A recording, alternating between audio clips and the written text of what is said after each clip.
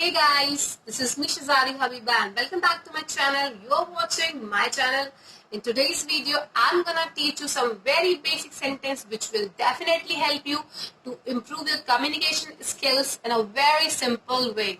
So I'm not gonna waste your time. Before start my video, I would like to request to all of you guys, please guys subscribe my channel, hit the bell icon, and also don't forget to share my videos with your friends who really want to learn how to speak in English.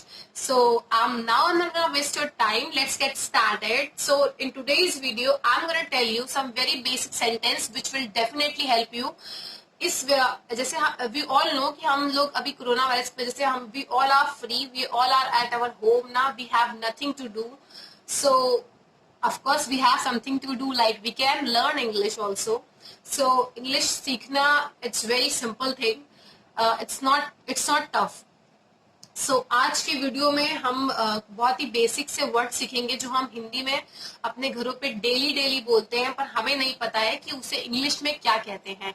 हमें English में तो बहुत अच्छे से आता है, हिंदी में तो बहुत अच्छे से आता है कि हमें ये बोलना है या हमें ये, हिंदी तो हमारी मदर टंग है तो हमें पता है कि वो कैसे, मतलब क्या बोलना है ना, हम बचपन से सुन रहे हैं वो सारी चीजें तो हमें अच्छे से आती है. वैसे ही उन्हीं सभी सेंटेंस को इंग्लिश में कैसे बोलना है, और बहुत ही बेसिक चीजें जो हम घर पे रोज बोलते हैं. मैं कुछ टफ नहीं बताने वाली हूँ, टफ चीजें हम आगे सीखेंगे, पर अभी मैं बहुत बेसिक सी चीजें जो बिल्कुल भी लोगों को मतलब बहुत जरूरत है कि आप ये सब चीजें आपको पता हो ताकि आप ये सारी चीजें बोल सकें और इससे अपनी कम्युनिकेशन स्किल्स को इम्प्रूव कर सकें. जैसे कि फॉर एग्जाम्पल हम लोग बोलते हैं कि मुझे भूख लग रही है. हम बहुत ज्यादा बोलते हैं मम्मी मुझे भूख लग रही है, तो हम हिंदी में बोलते हैं मुझे भूख लग रही है ना. तो अगर आपको इस चीज को इंग्लिश में बोलना हो तो आप क्या बोलोगे? I am feeling hungry mom, मुझे खाना दो ना, गिव मी फूड. मतलब अगर मुझे भूख लग रही है तो आई एम फीलिंग हंग्री, मुझे खाना दो, सो गिव मी फूड. पर हम ये चीजें नहीं ऐसे इंग्लिश में नहीं बोलते, हम हिंदी में बोलते हैं मुझे भूख लग रही है, बहुत तेज लग रही है, खाना चाहिए, खाना दो. नहीं, इंग्लिश में सीखना है तो इंग्लिश में बोलना स्टार्ट कर दो अभी से. अभी कोरोना वायरस से घर पे सारे लोग फ्री है, कोई इरिटेट भी नहीं होगा. सबके साथ ऐसे ही बोलते रहोगे, सामने वाला क्या पता आपसे ज्यादा आपके भाई बहन या आपके पेरेंट्स आपसे सीख सके ये सारी चीजें. तो ऐसे ही करते रहना है. सेकंड है मुझे सोना है.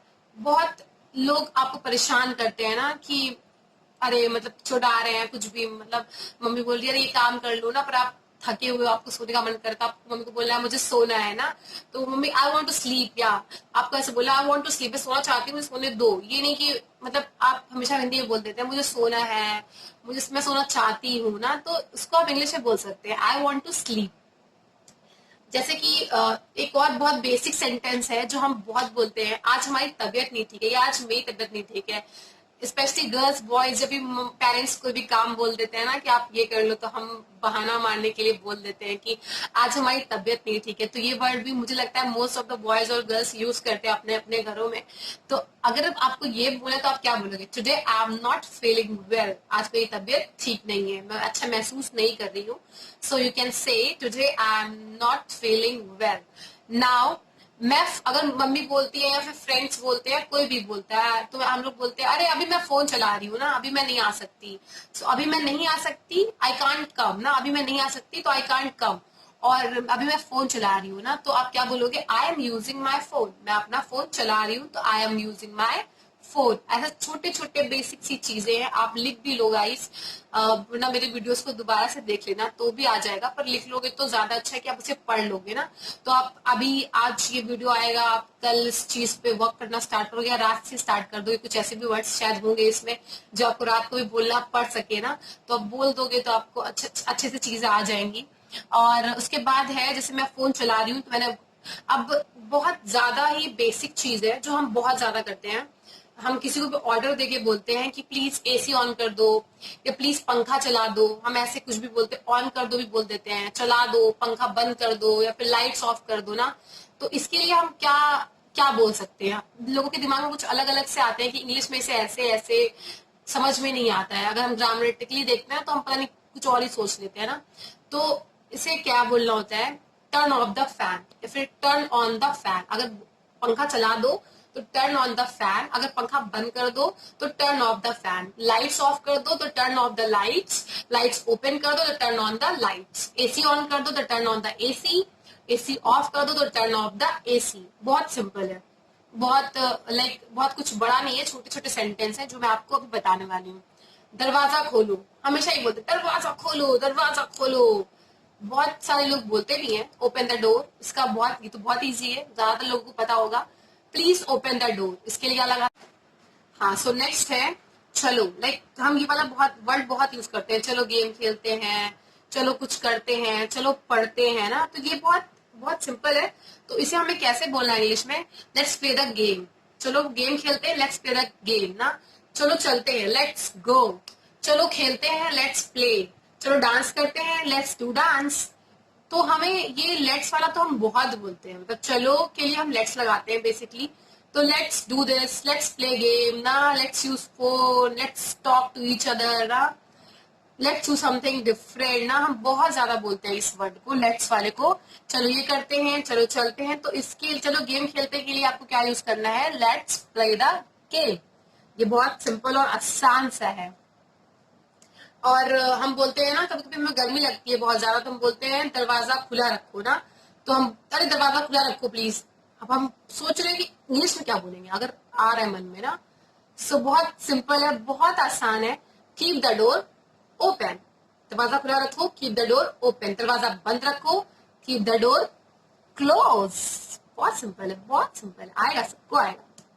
उसके बाद आते हैं घर के काम काज सीखो। ये ताना स्पेशली लड़कियों को बहुत मिलता है। मैं तो समझ सकती हूँ इस बात को कि ये चीज लड़कियों, मुझे तो बहुत सारे काम ये सुन सुन के ही आ गए कि चलो कि घर के काम सीखो, काम काज सीखो। नाउ यू आर 21 और ऐसे 18+ से सुनना शुरू हो जाते हैं हम लोग ये सारी चीजें ना, कि चलो घर के काम काज सीखो। लड़कियों को तो बहुत सुनना पड़ता है। तो चलो घर के काम काज सीखो ना, ये वाला बहुत ज्यादा ही हम लोग बोलते हैं, घर के काम काज सीखने वाला, कि घर के काम काज सीख लो ना। बहुत सुनने को मिलता है हमें। लर्न द डोमेस्टिक वर्क और कोरस वर्क। घर के काम काज के लिए हम घर के काम काज की जो वोकैबुलरी होती है वो होती है डोमेस्टिक वर्क और कोरस वर्क। आप इन दोनों में से कुछ भी यूज कर सकते हैं। तो आज के लिए बस ये थोड़े से बेसिक सेंटेंस। और अगर आप लोगों को कुछ भी ऐसा क्वेश्चन आता है, कुछ भी ऐसी चीज पूछनी है ना, या फिर तो आप मेरे से कमेंट करके मुझसे पूछ सकते हैं। मैं डेफिनेटली बताऊंगी उस चीज को। और आप सभी लोग खुश रहिए और हैप्पी रहिए, सेहत बनाइए अपनी अपनी, और खुश अपनी फैमिली को टाइम दीजिए, और बहुत सारी इंग्लिश सीखिए और मेरी वीडियोस देखते रहिए। मेरी वीडियोस को लाइक करते रहिए और मेरे चैनल को सब्सक्राइब करा दीजिए अपने अपने दोस्तों से भी, और खुद तो कर ही लीजिए। और कुछ नहीं, बस इतना ही। ओके सो गाइस, मिलते हैं मेरे नेक्स्ट वीडियो में। तब तक के लिए आप सब खुश रहें। और ज्यादा हो गया, घर के काम काज सीखो, ये बहुत ज्यादा ही गर्ल्स को सुनना पड़ता है। तो इसके लिए क्या इंग्लिश होती है? लर्न द कोरस वर्क और डोमेस्टिक वर्क। घर के काम काज की इंग्लिश होती है